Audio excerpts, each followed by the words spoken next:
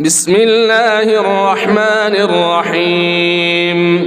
ويل للمطففين الذين إذا اكتالوا على الناس يستوفون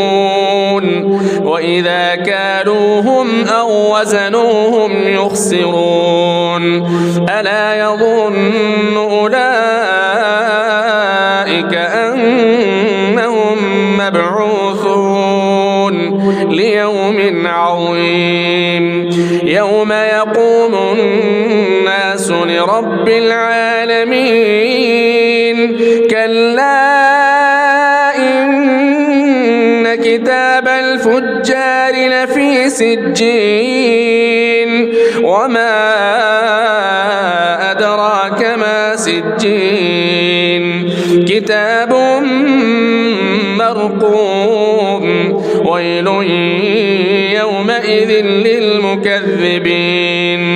الذين يكذبون بيوم الدين وما يكذب به إلا كل معتد أثيم إذا تتلى عليه آياتنا قال أساطير الأولين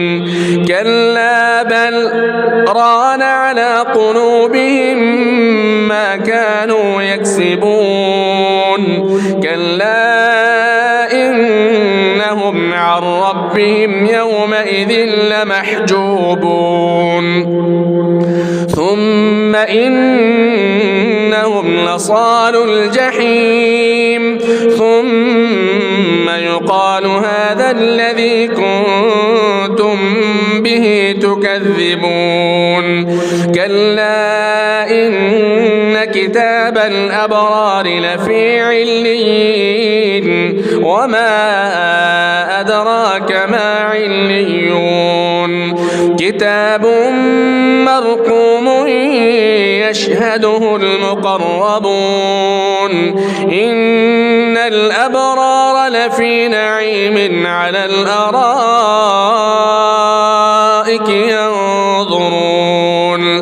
تعرف في وجوههم نضرة النعيم